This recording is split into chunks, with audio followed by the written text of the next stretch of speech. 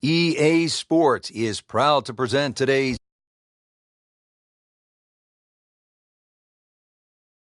Explorer alongside my friend and colleague Frank Novola. We are back in the state of Pennsylvania getting set to kick off the round here at one of the great golf courses in the world, Oakmont Country Club stretch at the 1994 U.S. Open right here at Oakmont. And Rich, it's so good just to be back here. You know, there's so much history in Oakmont. It's been a host to so many prestigious tournaments in our sport, such as the U.S. Amateur, the U.S. Open, the Women's U.S. Open, and the PGA Championship. It's just one of the true gems on the golf landscape.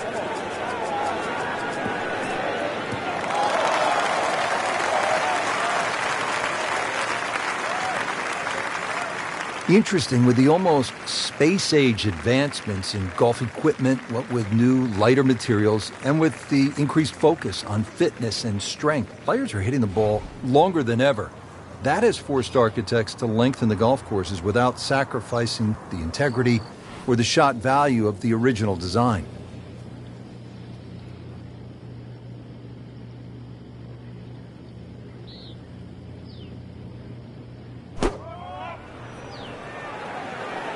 Oh, nice strike, Rich.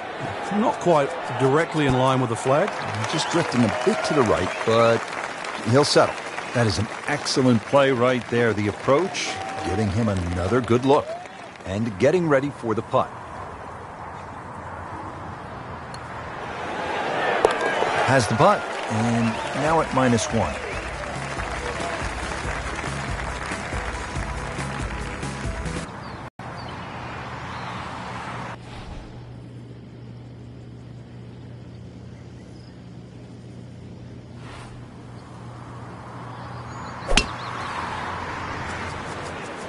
Well, this one has a chance to be really good. Oh, that's fine. Frank, when we look at the FedEx Cup playoffs, what was the significance of Jordan Spieth's win at the Tour Championship at East Lake? It was just simply the exclamation mark on a fantastic season. He started the playoffs in what looked like dismal form, but when you go back and realize he changed equipment at the start, he was trying to retool for 2016. Once he realized it was perhaps a little bit in jeopardy, he just simply went back to his old tools, ramped it up a notch, and at East Lake he was faultless. He was the guy that had already won 4 times, 2 major championships at the tender age of 22, but more importantly, he was merely the best player in the world. And it really was one of the great putting seasons we've seen, certainly since Tiger Woods was in his heyday.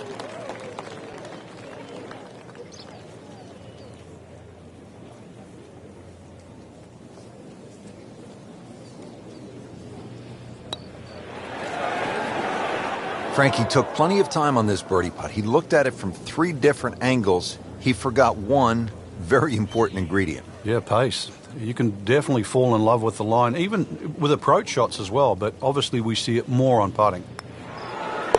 -1 in the early going. Third hole's a par 4. Again, it's 428 yards, but Frank, we look out to the left and we can see there's nothing quite like the third at Oakmont. Well, the church pews certainly might look beautiful from our point of view, but they really shrink the hole down, or the landing area, because not only the pews on the left side, but a bunch of bunkers on the right. You see the tee shot plays a little downhill, but it funnels in so closely together that more often than not we'll see players hit long irons off the tee here. Nicely played shot, about 310 yards down the fairway. Frank, this is a position where a player is absolutely licking his chops here. Good chance to make a birdie. Yeah, this is when this game just looks like fun. Bunkers don't seem to be in play. The only thing you're really looking at right now is just the flag.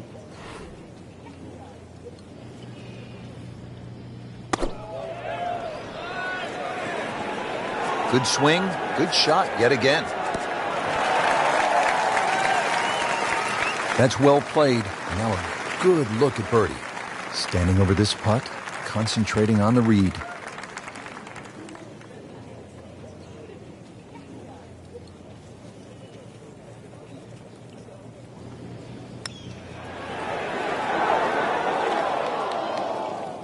Didn't quite have the break on that medium-length putt right there.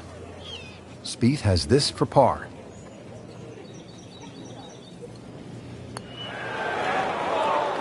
Whoa, that was unexplainable. Thought that was easily going to be a par. Now we'll have to focus, try to make bogey. So with that, the score is now at even par.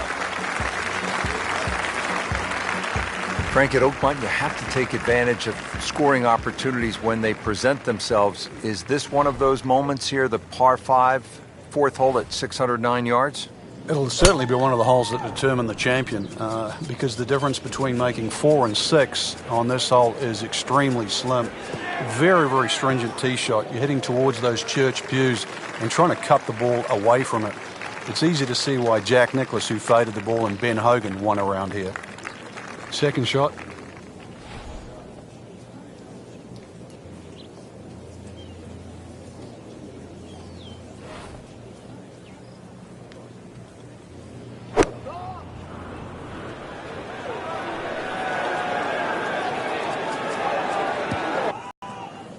In the thick stuff. Thick. It's brutal out there. Set to go. Not an easy shot by any means.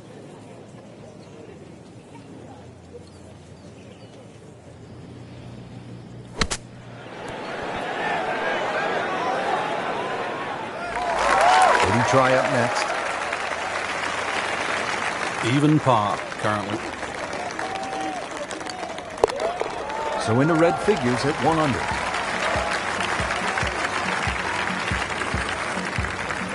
And now the fifth hole, short but challenging par 4, 382 yards, and it obviously rewards precision off the tee, heavily bunkered along the way.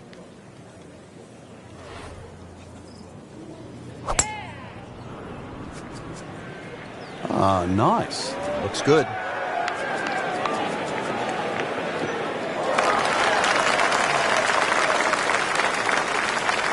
Frank, that ball's sitting up like it's on plush carpeting. Rich, if you and I had lies like that every time, we'd still be playing this game for a living.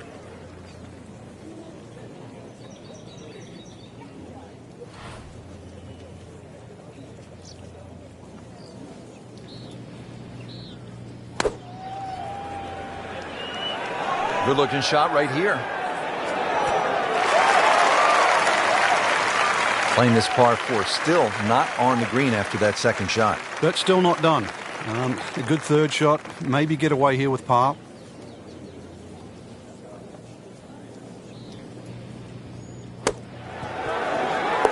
Perfect, and in the hole. What a shot. Par 3 sixth here at Oakmont. Frank, it's changed a bit since you played here in the U.S. Open back in 1994. Yes, it has, Rich. They used to have a bunker behind the screen, sort of back left. They've removed that now and actually increased the back of this green. I'm not going to say it makes the hole that much easier. It just gives them a few more places to cut a flag when they choose to stick it in the back. Good chance at one.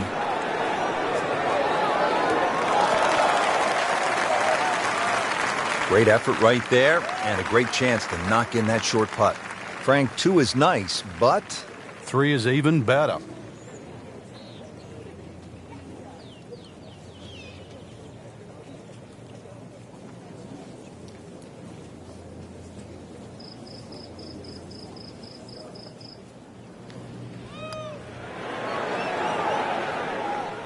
good try, just didn't quite read the break, Frank. It shouldn't be a problem, you'd think, cleaning up here for par. Just needs to keep it steady here over the putt. Nice par to remain at 2 under. And we've come to the par 4 7th. It is 434 yards.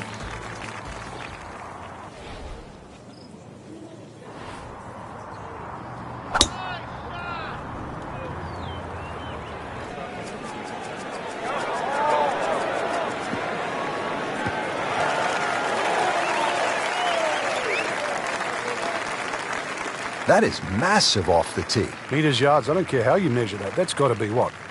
300 meters, 325 yards, something like that.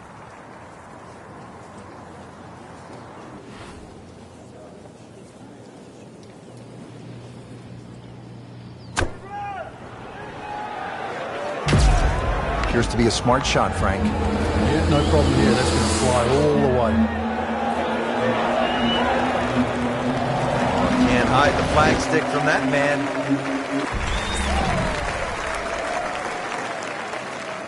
Just a couple of feet. Well, how about that? That's a 4th birdie on the day. Frank, the par 3 8th, it will take a player's very best strike. Yeah, it's not often you see the odd driver come out of the bag, but when a hole can be stretched out to close to 300 yards, then everybody in the field needs some heavy artillery. It's a big, long par 3. Green does feed a little bit to the left, but at that distance, no hole is easy.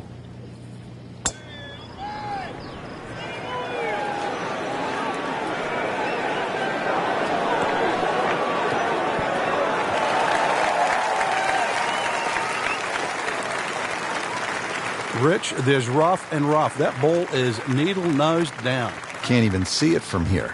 Shot now from the rough. Frank, what's he facing? Well, the lie first and foremost. If it's sitting down, then obviously you're not going to get a very good contact. Nothing wrong with coming up a little bit short of the green. Problem is turning one mistake into another.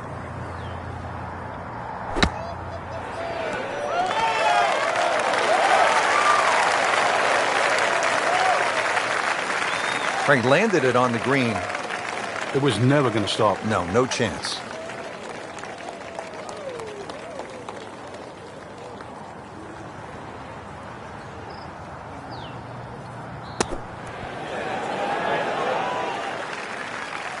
Solid play, heart of the green.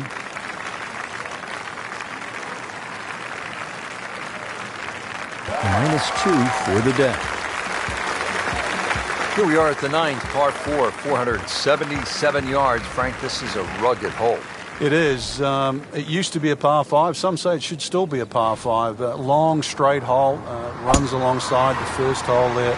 Bunkers left and right. And, of course, if you find the rough, the remnants of what it used to be a par 5 is that nice little cross bunker in the middle of the fairway which forces you to lay up.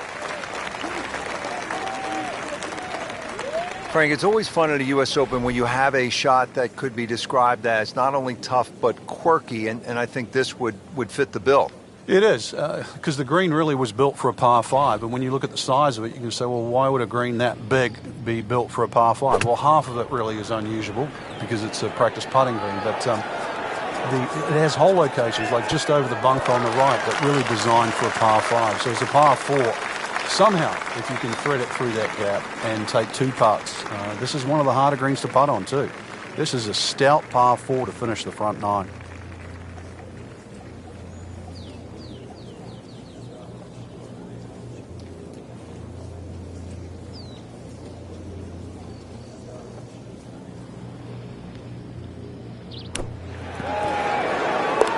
That is professional with a capital P right there. That's stealing. Excellent front side, trying to keep it going here on the second 9. He's just playing beautifully, hitting so many good shots, giving himself so many opportunities. Can he keep it going?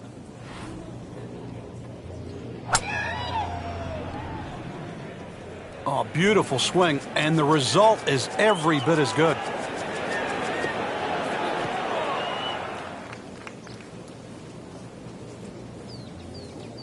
And that one lands in the first cut, Frank. Interesting choice coming ahead here. It'll be interesting to see how he reads this lie.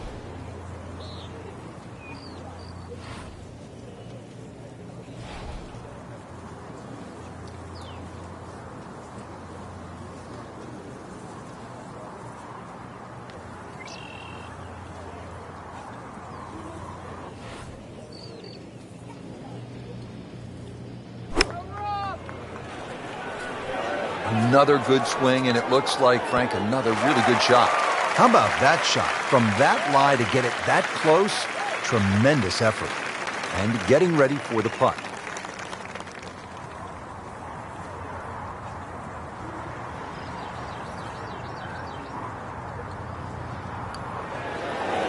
Stacking birdies, that's how you put a score on the board. So 2 straight, headed in the right direction.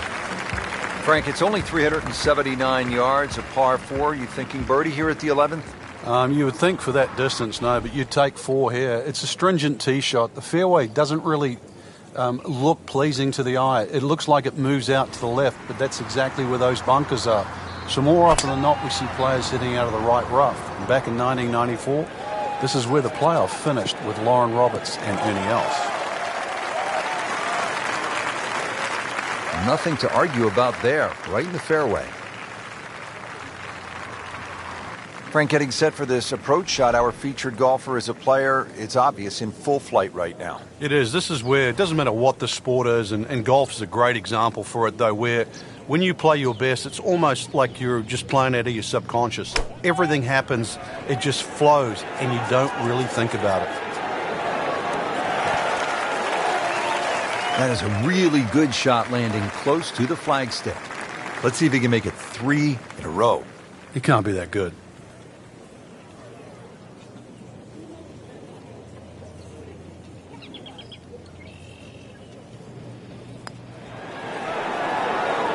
How about this little move? 5 under par now.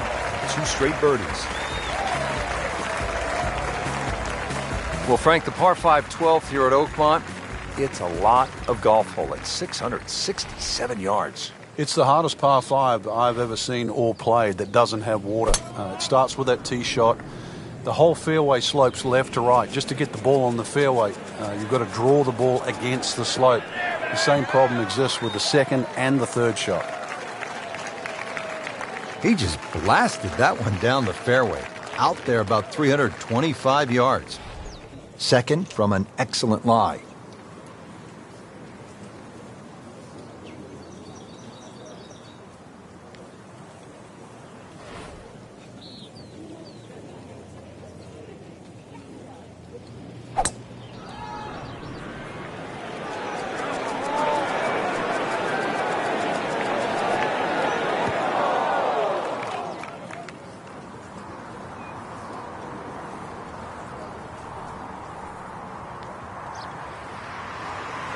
Into the thick stuff, that's a difficult lie. He'll need to be strong with this.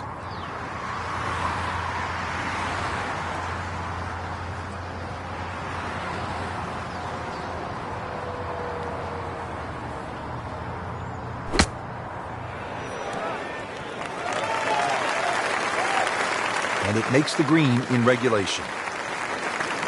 Really not much to this. The only issue would be a lack of concentration or focus.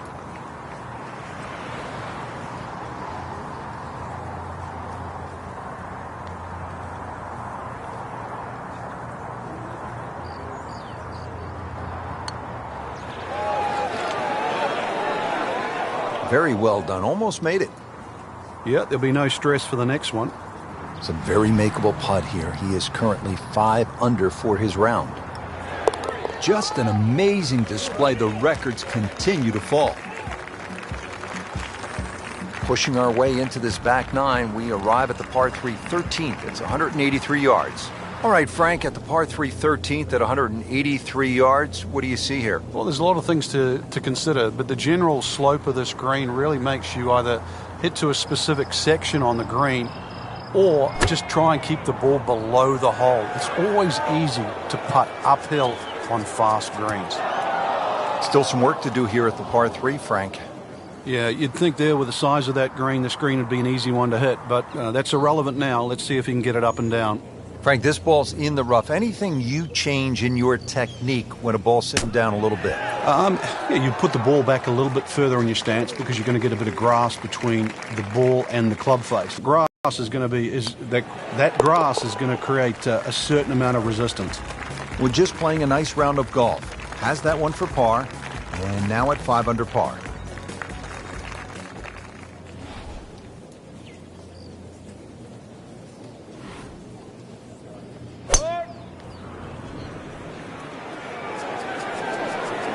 But this one has a chance to be really good.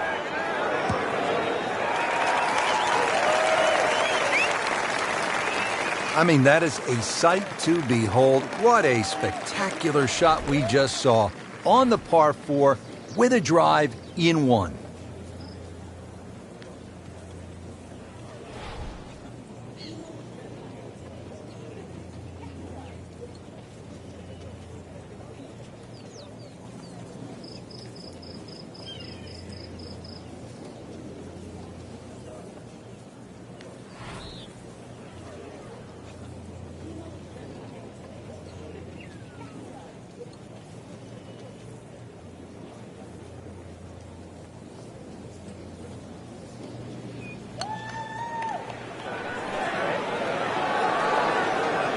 Wow, I thought he made that. Yeah, that's a good putt right there. From that distance, he'll settle.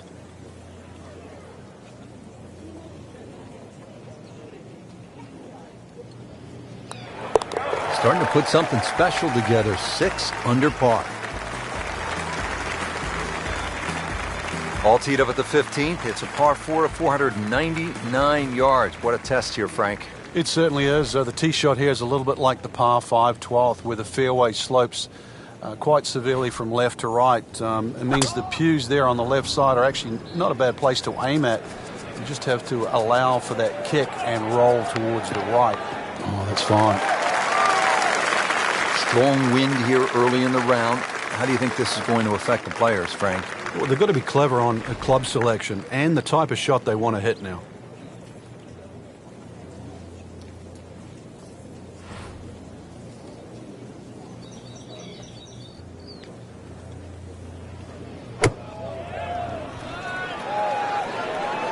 Good chance at one.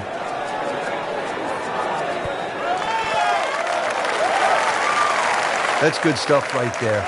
Wonderful approach, and now a really good look at birdie.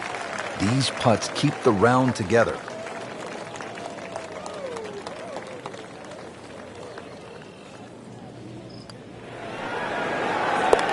Count that. That's a birdie.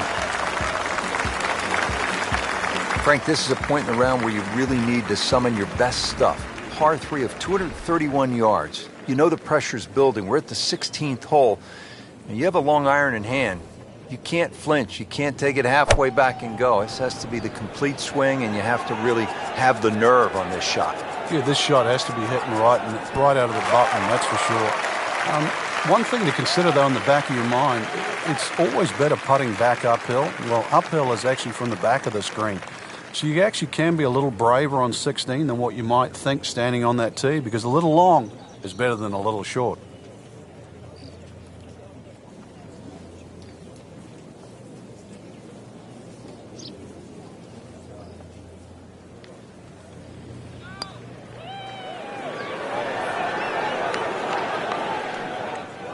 You couldn't ask for much more than that, except to make it. You don't want to let this one get away. This is about concentration and focus at this point. 7 under on the day. Now on to the 17th hole, and Frank, in so many ways, this determined the outcome of the 2007 U.S. Open. Jim Furyk had his issues here. It's just 313 yards, but it can really play with a player's mind. It's such an unusual par 4 for a U.S. Open, plus also where it comes in the round, because the options, and there's only really 2, is like a 4 or 5 iron, sneak it up the right side, or you take a driver directly at the green. You would think there's something in between, but really there isn't. And that's why, to your point, it stopped Jim Furyk, it stopped Tiger Woods, it allowed Cabrera to win. It also helped Ernie Els, who went with the driver option there back in 1994. So 17, it's short, it's tempting, it is at a U.S. Open, but it is still demanding. Just a superb shot. You're not going to see much better than that all day today. Just a couple of feet. Moves to -8. This is where so many of the legends, from Hogan to Nicklaus to Miller to Els, made their imprint. And don't forget about Angel Cabrera, the last time the U.S. Open was played here. The 18th hole, the clubhouse straight ahead. What a view, and what a moment in the championship. But this could be really good, Frank. Oh, straight at it.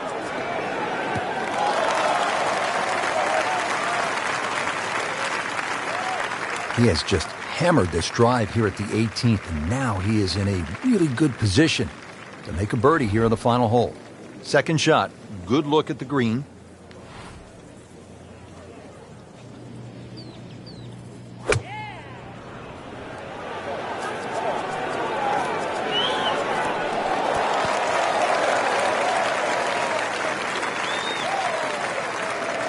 Great way to finish off the final approach shot with a birdie opportunity. It's no snack, though.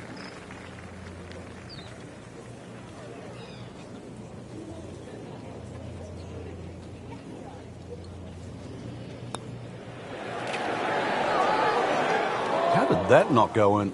Well, that would have been a bonus had it gone in, but still, reasonable chance for par here. Yeah, there's no damage. You're not going to birdie every hole. Good par. Frank, that was an impressive round out there today. Couldn't agree more, Rich. We've seen some great shots out there, and I'm excited to see how the rest of this tournament plays out.